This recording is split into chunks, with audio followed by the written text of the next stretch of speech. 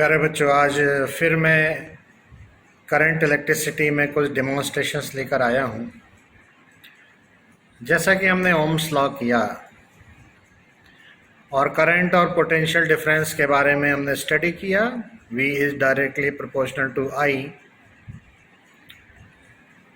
और कंडक्टर्स और इंसुलेटर्स को भी हमने स्टडी किया। आपको लाइव क्लास में भी मैंने डेमोन्स्ट्रेशंस दिए हैं। आज मैं ये वीडियो लेकर आ रहा हूँ।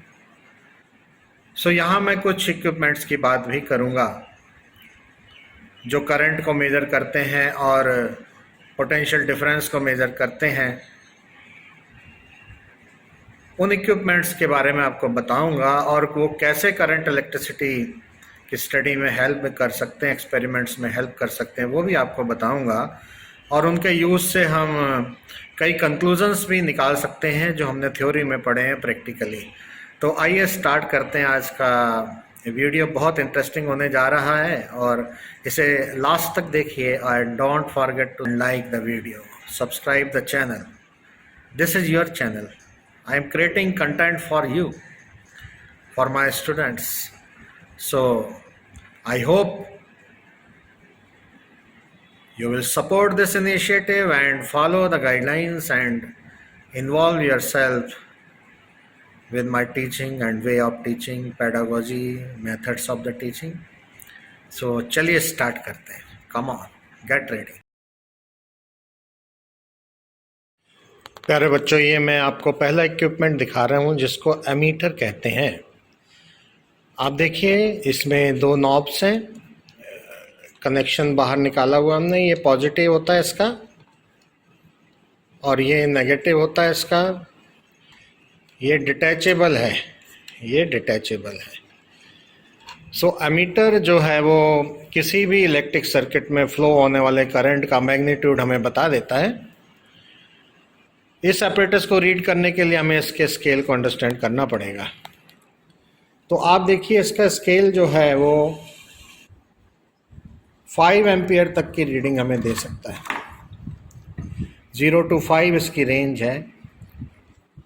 और इसमें आप देखेंगे ये जो स्ट्रेट लाइन ये शो करती है कि ये DC पर वर्क करता है और इसके अंदर एक कॉइल मूव होती है जब करंट पास करते हैं। तो ये DC मूविंग कॉइल एमीटर है। यहाँ D लिखा हुआ भी आपको दिख रहा है, बाकी ये कंपनी का नाम है। ये इसका स्केल है। किसी भी स्केल को रीड करने के लिए हमें उसका लीस्ट काउंट मालूम होना चाहिए। तो देखिए इसका लीस्ट काउंट कैसे निकालेंगे। तो देखिए इसका लीस्ट काउंट हम कैसे निकालेंगे। आप देखेंगे 1 ampere is divided into 10 divisions. So least count will be 1 ampere divided by 10. So least count will be 1 ampere divided by 10 divisions. 1, 2, 3, 4, 5, 6, 7, 8, 9, 10. You can see 10 divisions. So here least count of this ammeter is 0.1 ampere. What does it mean? The value of smallest division is 0.1. So 0.1 ampere is the least count of this ammeter. अब देखें इसे हम use कैसे करेंगे। ये मेरे पास एक battery है।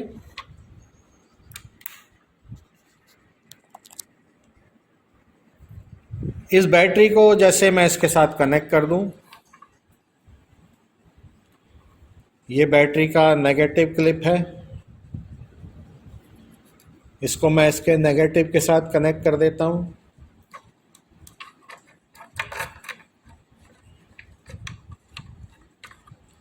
और ये बैटरी का पॉजिटिव है। मैं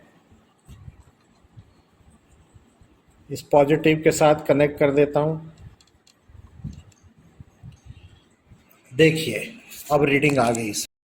स्टूडेंट्स, आपने देखा मैंने बैटरी से प्रोवाइड होने वाले करंट को रीड कर लिया है जो कि 0.3 एम्पियर आया है। कैसे आया? पॉइंटर थर्ड और फोर्थ डिवीज़न के बीच में है, तो हम थर्ड डिवीज़न को एक्सेप्ट करते हैं, प्रीवियस वन को। थर्ड डिवीजन को मैंने लीस्ट काउंट 0.1 से मल्टीप्लाई कर दिया तो ये 0.3 एम्पियर आ गया है। सो ये बैटरी 0.3 एम्पियर करंट अभी प्रोवाइड कर रही है। बट इस सर्किट के बीच में अगर और कंपोनेंट्स लग जाएंगे तो आप जानते हैं कि रेजिस्टेंस वेरी होगा, उससे करंट भी वेरी हो जाएगा। सो प्रेजेंटली ये छोटा सा जो सर्किट है जो आपको दिखाया है, इसमें 0.3 एम्पियर करंट हमें मिल रहा है। मैं आपको एमीटर का दूसरा टाइप दिखाने जा रहा हूँ। इसको मिली एमीटर बोलते हैं। उसमें और इसमें क्या डिफरेंस है, ये देखिए यहाँ स्मॉल m इंटू ए लिखा हुआ है, ये मिली एमीटर है। तो अगर कहीं करंट बहुत वीक है, मिली एम्पियर रेंज का है, तो हम एमीटर यूज़ ना करके मिली एमीटर यूज़ कर सकते हैं। जैसे कि अभी देखा आपने कि 0.3 एम्पियर करंट ये सेल दे रहा है, तो हम इसकी जगह एमीटर की जगह मिली एमीटर भी लगा सकते हैं। तो आइए अब मिली एमीटर का लीस्ट काउंट निकालते हैं। 100 पर 10 डिवीजन्स हैं। आप देखिए 100 है, 1 2 3 4 5 6 7 8 9 10 डिवीजन्स हैं। मिली एमीटर के स्केल में 10 डिवीजन्स हैं 100 मिली एम्पियर के ऊपर। तो लिस्ट काउंट कैसे निकलेगा, 100 milli ampere divided by 10 equal to 10 milli ampere. So इसका जो स्मॉलेस्ट डिवीजन है that is first division, every smallest division has 10 milli ampere value. So needle जब भी जाएगी आगे मूव करेगी, हम उस हिसाब से अब रीडिंग ले लेंगे। तो नोट कर लीजिए, this milliammeter has 10 milli ampere least count. अब हम इसे कनेक्ट करते हैं। आप स्क्रीन पर देखते रहिए नीडल को। ये जो है इसका मेरे सेल का ब्लैक जो नेगेटिव है,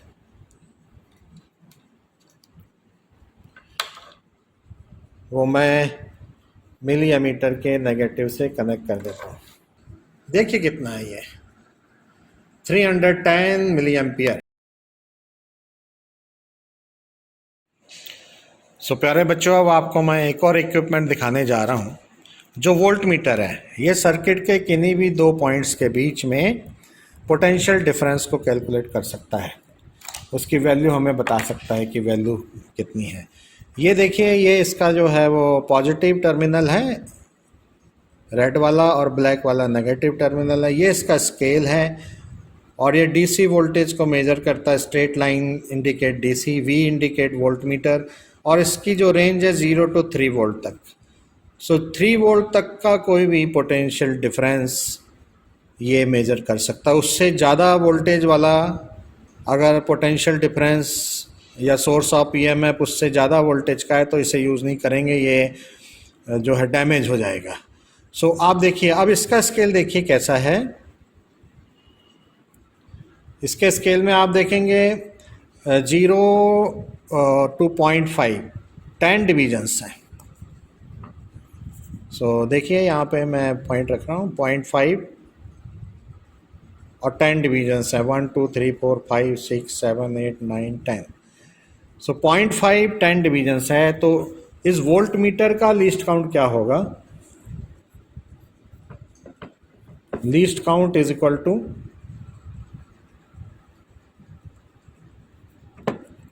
0.5 divided by 10.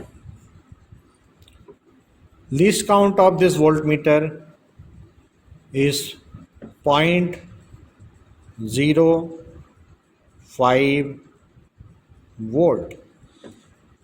इट मीन जो स्मॉलेस्ट डिवीजन है उसकी वैल्यू 0.05 है। This is the meaning of least count. तो यहाँ देखिए स्मॉलेस्ट डिवीजन जो है वो ये है 1 डिवीजन, और ये नीडल अभी 0 पर है बिकॉज इसमें कोई सप्लाई हमने नहीं दी हुई है। इसको कनेक्ट करने के लिए ये स्क्रू खोलकर भी हम कनेक्ट कर सकते हैं। स्क्रू खोल के यहाँ पे वायर इंसर्ट करके स्क्रू को टाइट कर सकते हैं। और दूसरा मेथड है, ये कॉर्ड है, कॉर्ड भी हम इसमें फिट कर सकते हैं। और जहां भी हमें मेज़र करना है, ये जो 2 पॉइंट हमारे निकल आए हैं, ये 2 पॉइंट्स वो वहां टच कराएंगे, हम उन 2 पॉइंट्स के बीच पोटेंशियल डिफरेंस मेज़र कर सकते हैं। तो ये वोल्ट मीटर है। अभी पिछले एमीटर के केस में मैंने आपको ये बैटरी दिखाई थी, ये यूज़ किया था, ये सोर्स ऑफ ईएमएफ है, ये 9 वोल्ट इसकी कैपेसिटी होती है, ये यूज़ की थी। अब मैं एक और इक्विपमेंट आपको दिखाना चाहता हूँ जो मैं यूज़ करूँगा। ये बैटरी एलिमिनेटर है, ये डायरेक्ट जो है एसी से कनेक्टेड है। 220 वोल्ट सप्लाई इसमें जा रही है, इनपुट इसका 220 एसी है, बट आउटपुट इसका डीसी है। इसके अंदर स्टेप डाउन ट्रांसफार्मर और सर्किट लगा हुआ है इनसाइड इसके अंदर। इसमें भी देखिए नॉब्स हैं, इन्हें खोलकर यहां पर हम वायर लगाकर बाहर कनेक्शन ले जा सकते हैं। ये स्क्रू खोल के, जैसे इसमें किया था हमने, स्क्रू खोला था और लगा। तो अभी देखिए ये बैटरी एलिमिनेटर है, ये कुछ आउटपुट दे रहा है हमें। वो 2 वोल्ट भी हो सकता है, 4 भी, 6 भी हो सकता है, 2 और 4 के बीच भी हो सकता है। ये नॉब से हमने सेट किया हुआ है। नॉब को आगे घुमाएंगे तो इंक्रीज आउटपुट हो जाएगा, इंक्रीज आउटपुट हमें मिलेगा। तो मैं इस बैटरी एलिमिनेटर का आउटपुट देखना चाहता हूं कि 220 वोल्ट एसी इनपुट जाने के बाद डीसी आउटपुट हमें मिल रहा है, वो कितना मिल रहा है। तो अब देखिए ब्लैक में मैं ब्लैक लगाता हूँ और रेड में मैं रेड लगाता हूँ, पॉजिटिव पॉजिटिव से। देखिए निडल अब ये निकाल दूंगा तो 0 पर है, बट मैंने अगर लगा दिया तो ये जो बैटरी एलिमिनेटर है इस समय जो आउटपुट मुझे दे रहा है, आउटपुट वोल्टेज जो मुझे दे रहा है वो देखिए कितनी है। 1.5 के बाद 5 डिविजन्स और हैं, सो 1 डिवीजन 0.5 का होता है, तो 0.25 और ऐड कर देंगे हम इसमें, 1.75। सो ये कैसे करेंगे, रीडिंग इसकी कैसे लेंगे। 1.5 तो श्योर है, 1.5 प्लस 1.5 प्लस 5 डिविजन्स और 1 2 3 4 5 डिविजन्स और 1.5 प्लस 5 इंटू लीस्ट काउंट 0.05 है, 0.05। इसको हम सॉल्व कर लेंगे। So this time reading is 1.75, 1.7. So by solving this we get 1.75 volt. So this time output of this battery eliminator is 1.75. Dear students, मैंने आपको liquid में कंडक्टिविटी दिखाने के लिए सेटअप किया है। ये की है, आप जानते हैं कि सर्किट को स्विच ऑन कर देती है और स्विच ऑफ भी कर देती है, और एक मिली एमीटर लगाया है जो आपको करंट की प्रेजेंस बताएगा सर्किट में। और ये अरेंजमेंट है वाटर का, और इसमें कुछ इलेक्ट्रोड, 2 इलेक्ट्रोड हैं। देखिए वाटर कंटेनर में 2 इलेक्ट्रोड्स हैं, और ये सेल है जो इलेक्ट्रिसिटी सप्लाई कर रहा है, पोटेंशियल डिफरेंस दे रहा है। इससे एक वायर जो है इधर कनेक्ट की है, और दूसरी वायर इसका डायरेक्ट मिलीमीटर के नेगेटिव में दे दी है, मिलीमीटर का पॉजिटिव इसमें दे दिया है, मैंने टाइट कर दिया है, और ये एक पूरा लूप बन गया है। लूप अभी डिसकनेक्टेड है। अब हमने देखना है कि वाटर में इलेक्ट्रिसिटी जो है वो क्या फ़्लो होती है क्या। तो मैं ये की लगाता हूँ। अभी देख लीजिए आप, इसकी निडल जो है 0 पर है। मैं ये की लगा देता हूँ, स्विच ऑन करता हूँ सर्किट को, तो देखिए करंट आ गया, 10 मिली एम्पियर करंट फ्लो हो रहा है ये। फिर मैंने अब फिर की लगाई, करंट फ्लो होने लगा। ये करंट इस वाटर में इन 2 इलेक्ट्रोड्स के बीच में फ़्लो हो रहा है, बिकॉज़ वाटर में आप जानते हैं मिनरल्स होते हैं, कुछ आयंस हैं टैप वाटर में। अगर ये बिल्कुल प्योर वाटर है तो वो भी करंट पास नहीं होगा, जो अभी थोड़ा बहुत हो रहा है। अब हमने देखना है कि ये 10 मिली एम्पियर करंट है, इसमें मैंने एक सोल्यूशन बना के रखा हुआ है कॉपर सल्फेट का, ये इसमें मैं मिक्स कर देता हूँ।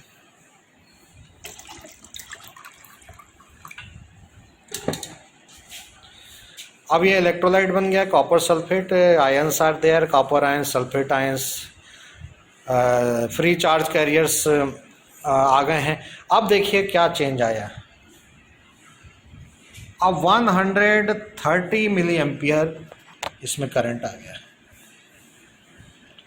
देखिए 130 मिली एम्पियर, तो कहाँ तो वाटर में 10 मिली एम्पियर था, अब इलेक्ट्रोलाइट में 130 मिली एम्पियर करंट फ्लो होने लगा। इट मीन्स इस सॉल्यूशन में इलेक्ट्रोलाइट बन गए कॉपर सल्फेट का, तो इसमें बहुत सारे चार्ज कैरियर्स और आयंस सब अवेलेबल हैं जो इन दोनों के बीच में मोबिलिटी बना रहे हैं और rate of flow of charge बढ़ गया है। So this is how we can show कि करंट कैसे लिक्विड्स में, वो भी इलेक्ट्रोलाइट में, और वाटर में किस तरह इसका रोल होता है। और वाटर एक बैड कंडक्टर है, बट कंडक्टर ज़रूर है, इसलिए हम गीले होते हैं और वायर को टच कर लें तो करंट लग जाता है, क्योंकि हमारी बॉडी भी कंडक्टर है और वाटर भी कंडक्टर है, बट इलेक्ट्रोलाइट उससे ज़्यादा अच्छा कंडक्टर है। सो आप घर पे भी ये कर सकते हैं एक्सपेरिमेंट, मिलीमीटर की जगह आप बल्ब भी लगा सकते हैं कोई, तो आपको आइडिया होगा कि बल्ब कम ग्लो करेगा और इस केस में बल्ब ज़्यादा ग्लो करेगा।